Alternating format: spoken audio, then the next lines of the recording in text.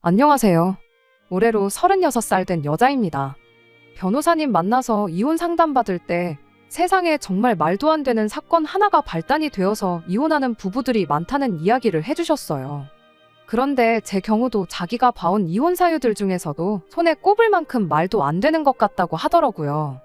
하기야, 세상에 아픈 시어머니한테 죽 한번 끓여드렸다가 이혼한 사람이 저 말고 세상 천하에 또 어디 있겠나요?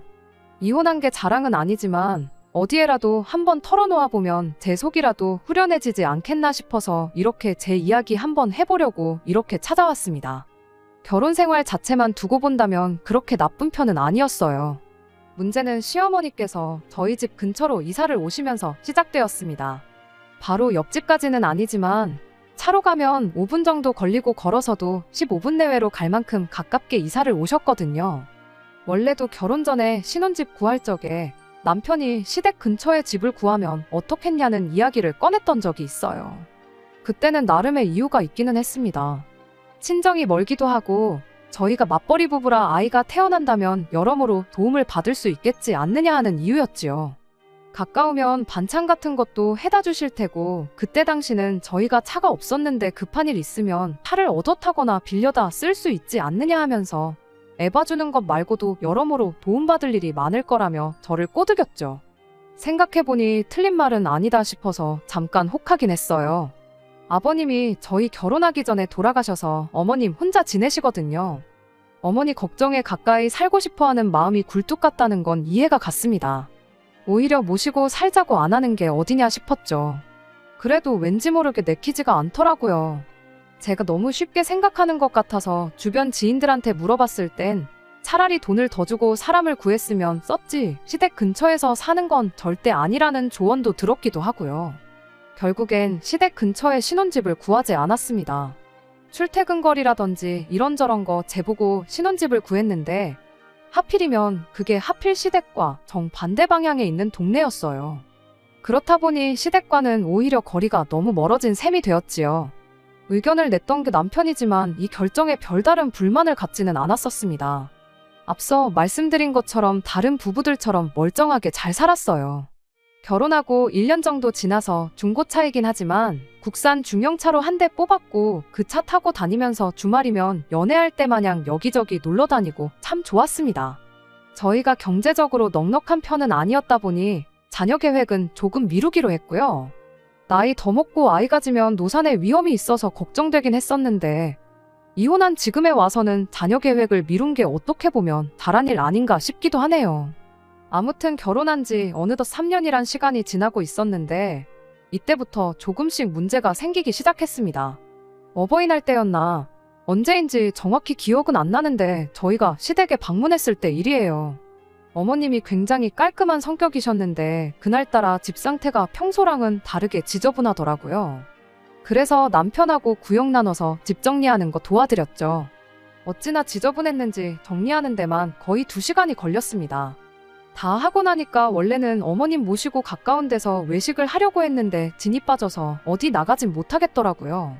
어머님이 뭔 외식이냐고 그냥 집에서 먹자고 하시길래 집에 있는 걸로 간단히 먹을까 싶었는데 냉장고에 보니까 반찬도 몇 가지 없고 그나마도 있는 건 곰팡이가 피어있고 아무튼 간단히 먹을 상황도 아니어서 배달음식 이것저것 시켜서 먹었습니다. 평소에 굉장히 깔끔하신 분이다 보니 이 상황이 조금 걱정되기도 했어요. 노년기에 찾아오는 우울증이 굉장히 위험하다고들 하잖아요. 어머님 상태나 집 상태를 보면 우울증을 의심하지 않을 수가 없었습니다. 그래서 제가 먼저 어머님한테 요즘 무슨 일 있으시냐고 조심히 물었어요. 아니나 다를까 어머님이 요즘 의욕도 없고 TV를 틀어도 맨날 봤던 것만 해주는 것 같고 재미도 없다. 혼자 지내는 게 익숙해졌다고 생각했는데 요즘 들어 부쩍 외롭고 그렇다. 하고 대답을 하시더라고요. 집에 가는 길에 보니 남편 표정이 많이 어두워 보였어요. 다른 사람도 아니고 자기 어머니 일인데 당연히 신경이 안 쓰일 리가 없었을 테죠. 얼마나 신경이 쓰이는 건지 며칠 내내 남편 상태도 정상은 아니었어요.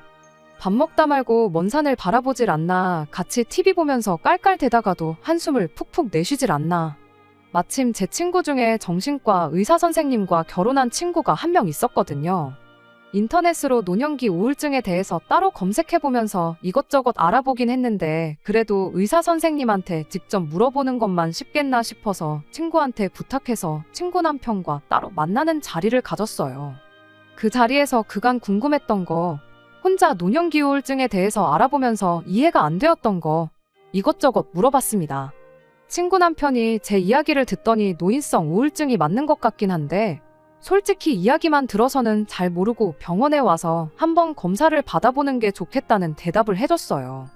약물 치료를 병행할 경우 상태가 호전되는 경우가 많기 때문에 꼭 자기 병원 아니더라도 좋으니 병원에 한번 모시고 다녀오라고 조언을 해주더라고요. 그날 집에 돌아와서 남편 불러놓고 제가 들은 이야기를 해줬습니다. 언제 날 잡고 병원 한번 모시고 가자고요. 당신 어머니도 아니고 시어머니 일인데 나 대신 알아봐줬다고 고맙다는 인사를 듣고 싶어서 한 일은 아니었지만 남편은 그런 저를 두고 고마워하기는커녕 그러니까 지금 우리 엄마가 정신병자라고 말을 하고 싶은 거냐고 화를 내더라고요. 어이가 없어서 말문이 막혔지요. 내가 언제 어머님을 정신병자라고 했냐고 따졌더니 엄마 모시고 정신병원 가자는 게 그 소리 아니냐, 시어머니 정신병자 만드니까 기분이 좋냐 하면서 따지고 들더라니까요. 그러면서 한다는 소리가 그냥 결혼할 때 자기 말대로 시댁 근처에 집을 구했으면 이런 일도 없었을 거 아니냐며 저를 원망하는 거예요.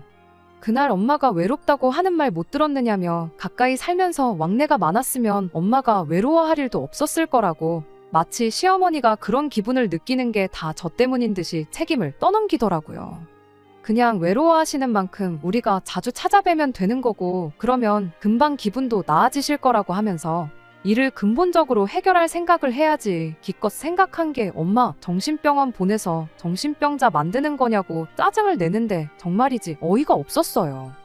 아니, 현직 정신과 의사 선생님 하고 있는 친구 남편한테 직접 가서 물어본 건데 당신이 알아봐야 의사 선생님보다 더 잘 알겠냐고 한마디 했지요.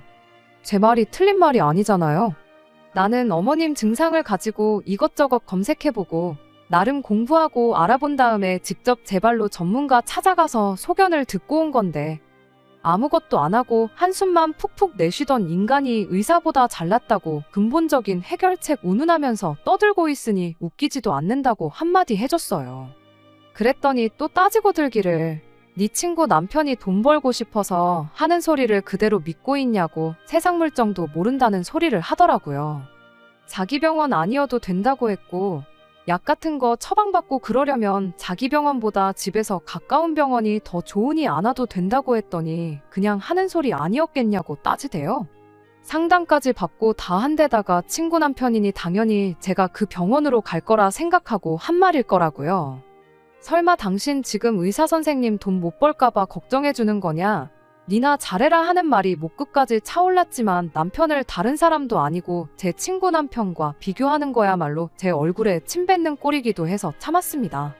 아무튼 그 일이 있은 뒤로 남편이 저한테 삐쳐서 며칠 동안 말도 안 했습니다. 저는 그래도 혹시나 하는 마음에 친구한테 전화해서 남편이 제시한 해결책은 어떤지에 대해서 의견을 물었어요. 그런데 그런 방법도 나쁜 건 아니라고 무조건 약물에 기대는 것도 좋은 건 아니니 일단 그렇게 해보고 경과를 지켜보라는 대답을 들었습니다. 정확히는 조금 극단적이긴 했지만 남편 말도 틀린 건 아니었죠. 그래서 좀 더 시댁에 신경을 쓰기로 했어요. 그런데 문제는 이때부터 남편이 전에 본 적 없는 둘도 없는 효자로 돌변했다는 거예요. 상황이 상황이니만큼 남편이 어머님 챙기는 건 당연하다고 생각했지만 날이 갈수록 도가 지나치다 싶을 정도로 변해가는 게 문제였습니다. 원래는 한 달에 2번 어머님을 뵈러 시댁에 다녀오기로 했는데 언젠가부터 당연하다는 듯이 주말만 되면 시댁에 가는 걸로 바뀌게 되었어요.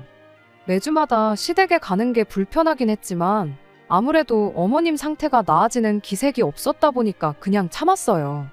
저러다 남편도 안 되겠다 싶으면 병원에 모시고 가자고 하진 않을까 싶었거든요.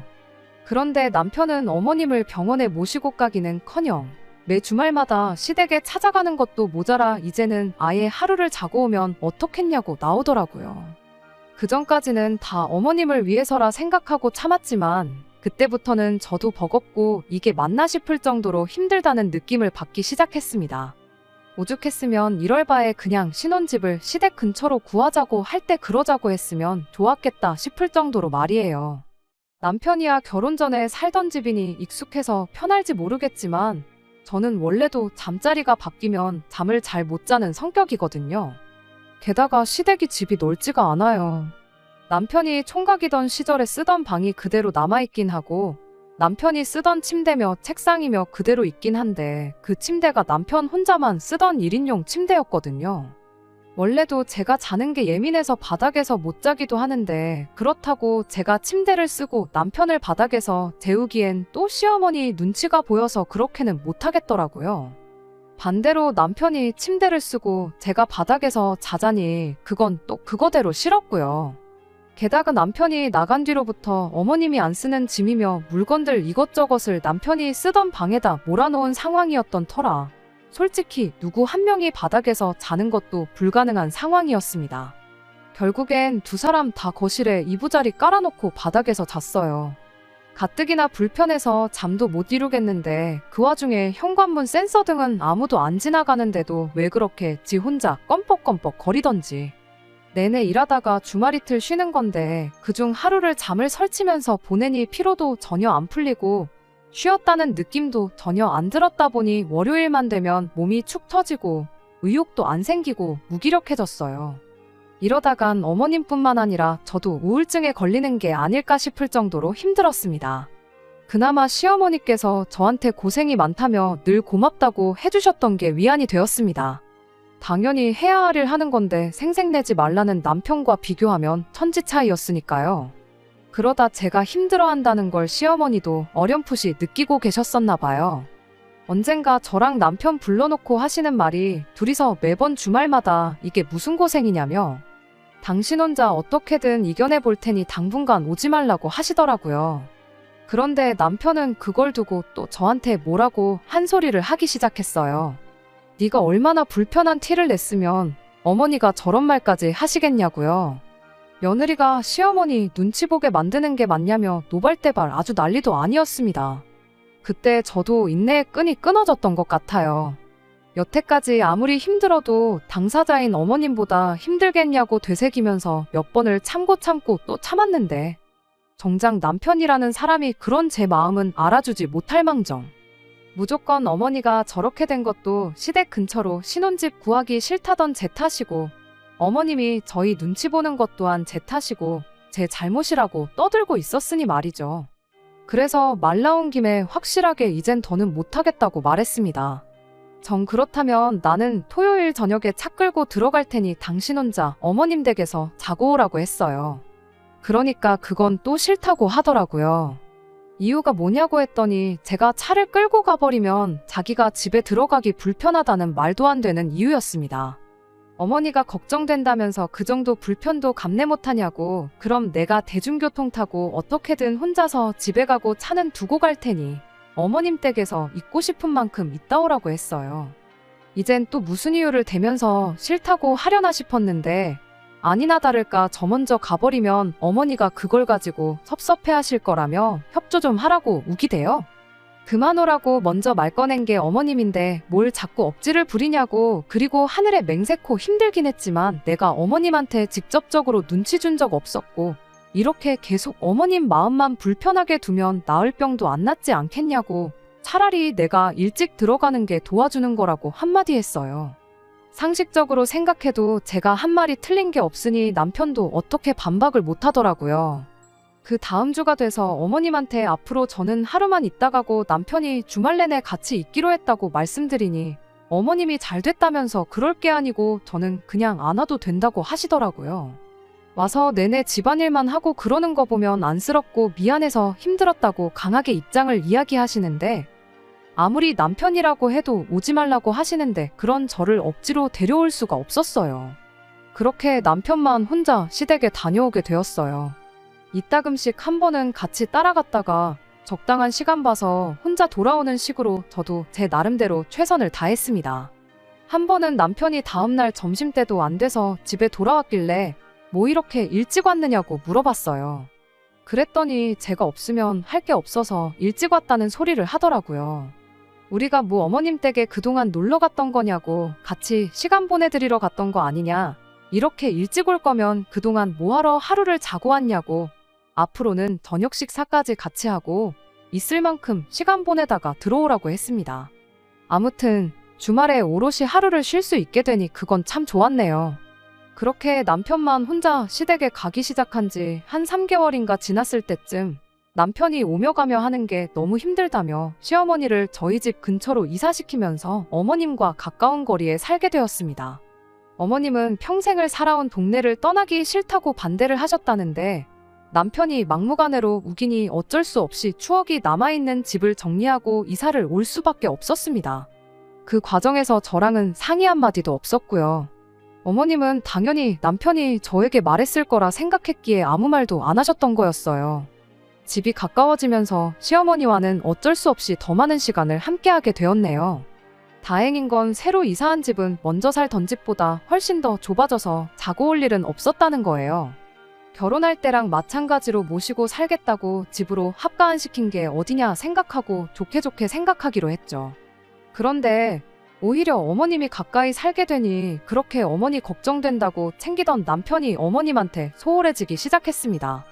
주말이 되면 평일에 잘해드리지 않냐면서 그간 자기 못 놀러 다닌 걸 보상이라도 받으려는 듯 혼자 여기저기 놀러 다니더라고요.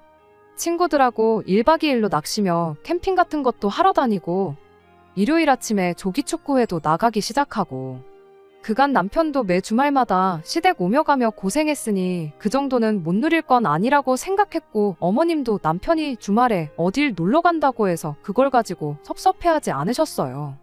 그런데 어이가 없었던 건 남편이 그렇게 놀러 나갈 때마다 저한테 어머니하고 시간 좀 같이 보내라며 부탁을 하고 갔다는 거예요. 그간 자기 혼자 시댁에 오며 가며 하지 않았냐며 저보고 그 정도는 당연히 해줄 수 있느냐고 하는데 할 말이 잔뜩 있었지만 괜히 또 싸우고 싶지 않아서 알겠다고 했어요. 그렇다고 제가 남편한테 져준 건 아니었습니다. 저도 나름대로 계획이 다 있었거든요.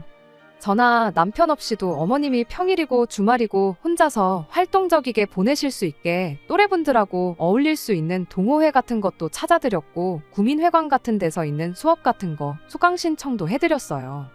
어떤 날 하루는 아예 어머님을 모시고 병원도 다녀왔고요. 그렇게 몇 달 지나니까 어머님이 친구분도 많이 만드셔서 굳이 저희가 아니어도 여기저기 놀러 다니시게 되었고 매일 같이 하던 저녁 식사도 일주일에 한두 번 정도로 줄어들게 되었습니다. 거의 1년 가까이를 고생했는데도 좀처럼 나아지지 않았던 어머님 상태가 엄청 좋아지기 시작했던 거예요. 어머님은 병원 다녀오고 나서 약 먹고 나니까 훨씬 좋다고 하셨는데 남편은 끝까지 그걸 인정하지 않고 자기가 집 근처로 이사를 시킨 덕분에 좋아진 거라고 온갖 생색을 다 냈어요. 뭐 이러나 저러나 어머님 상태가 좋아졌는데 누구 공이 더 컸나 따지고 그럴 게 뭐가 있나요? 좋은 게 좋은 거라고 그냥 그러려니 하고 말았죠. 그러던 어느 날이었습니다. 남편은 또 아침 대바람부터 친구들하고 캠핑을 다녀오겠다며 집을 나갔어요. 나가면서 평소처럼 저한테 집에서 놀지만 말고 엄마 좀 신경 써달라고 말을 하고 나갔고 저는 알겠다고 대답을 했어요. 그때는 어머님 상태가 거의 다 나았다고 봐도 무방할 정도로 좋아진 상황이었다 보니 크게 신경 안 쓰고 점심 조금 지난 시간까지 제 볼일을 보면서 쉬고 있었습니다. 그러다 식사 때가 되니까 어머님 생각이 나더라고요.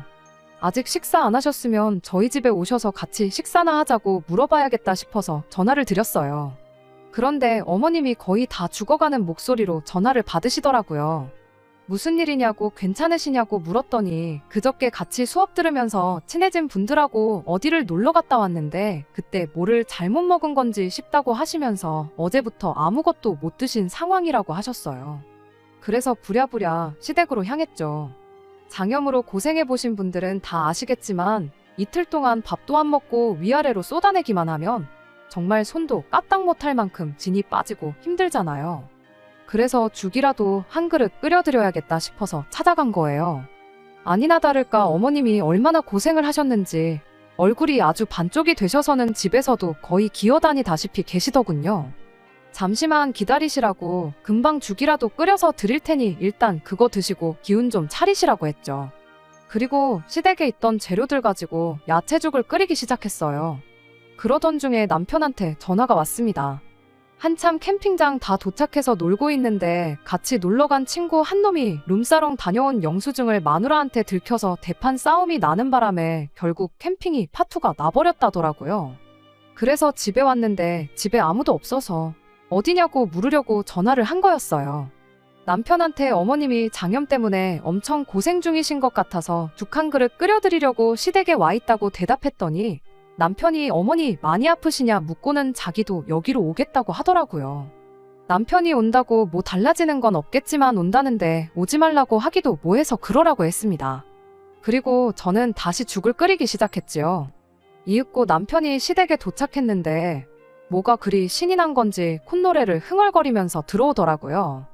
룸사롱 다녀왔다고 남편 놀지도 못하게 하는 친구 마누라랑 비교하면 아픈 시어머니 죽 끓여주는 우리 마누라가 100배 1000배 낫지 하면서 혼잣말을 하는 게 제가 어머님을 챙기고 있는 게 기분이 좋았나 보구나 싶었어요. 그때까지만 해도 저도 덩달아 기분이 좋았는데 사건은 남편이 주방에 들어오면서 순식간에 터져버렸어요.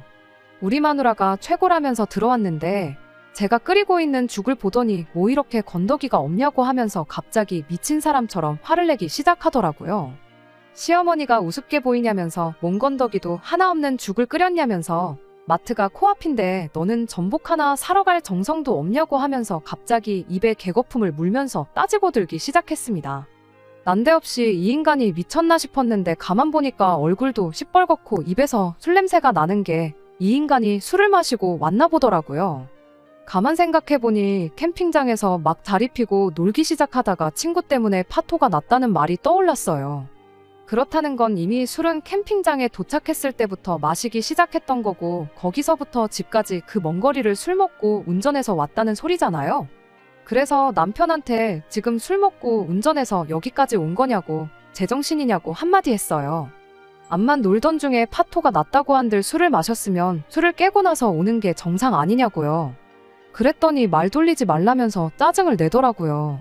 당장 마트 가서 전복 하나 사와서 제대로 된 죽을 끓이라면서 성질을 부리는데 제가 싫다고 어머님 죽일 일 있냐고 전복을 왜 넣냐고 한마디 하는데 남편이 난데없이 펄펄 끓는 냄비를 그대로 엎어버리더군요. 냄비가 엎어지면서 펄펄 끓던 죽이 제 발등에 조금 튀어서 저도 모르게 비명을 질렀습니다. 어머님이 그 소리를 듣고는 아픈 몸이 끌고 나오셔서는 이게 다 무슨 일이냐고 묻더라고요.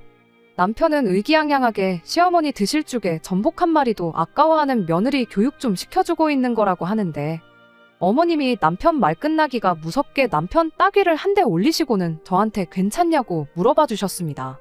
그러면서 남편한테 한마디 했어요. 너는 어떻게 된 자식 새끼가 엄마 갑각류 알레르기 있는 것도 모르냐고. 안 그래도 아파 죽겠는데 나를 죽일 셈이냐며 주둥이로만 효도하지 말고 네 아내가 하듯이 행동으로 효도 좀 해보라고 하면서 냉동실에 있는 얼음 꺼내서 제 발등을 찜질해 주시더라고요. 하지만 어머님이 저한테 잘해준다고 한들 당시 남편한테 느낀 감정은 정말이지 그 어떤 말로도 표현이 안 되었어요. 제가 남편하고 결혼한 거지 시어머니랑 결혼한 게 아니잖아요.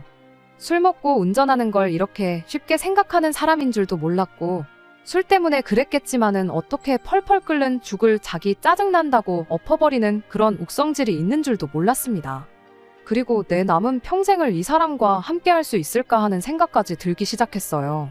상황이 일단락되고 남편도 어느 정도 술이 깨고 나서는 제 앞에 무릎까지 꿇고 미안하다고 싹싹 빌기는 했는데 그땐 도무지 제 마음이 풀리지가 않았어요. 하루가 지나고 이틀이 지나고 며칠이 지나도 남편과는 여기까지인가 보다 하는 생각이 변하지가 않더라고요. 남편이 제 근처에 있는 뭘 집으려고 팔을 뻗는데 괜히 심장이 떨리고 겁이 날 지경에 이르니 그때가 돼서는 이혼 말고는 답이 없겠다 싶었습니다. 그래서 그 길로 이혼 전문 변호사님을 만나 상담을 받았고 이혼 사유가 될 만한 부분이 한두 가지가 아니라는 답변을 듣게 되었습니다. 그리고 며칠 더 고민한 끝에 결국 남편한테 이혼하자는 말을 꺼내게 되었어요. 그때도 얼마나 떨렸는지 몰라요.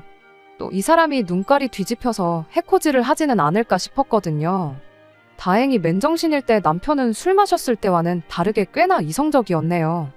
두 번 다시 그날 같은 실수가 없게 하겠다고 정말 미안하다고 그날처럼 싹싹 빌기 시작하는데 무릎까지 꿇고 빌고 있는 남편을 보니 안쓰러운 마음이 들긴 했지만 같은 일이 또 일어나지 않을 거라는 보장이 어디 있나요? 그날은 끓는 죽으로 끝이 났지만 다음엔 뭐가 될지 모르는 일이잖아요. 저는 끝내 제 뜻을 굽히지 않았어요. 남편은 자기 혼자 빌어서는 안 되겠다 싶었는지 어머님까지 집에 불러냈습니다. 어머님까지 가세해서 빌면 제가 마음을 돌릴 거라고 생각했는가 봐요.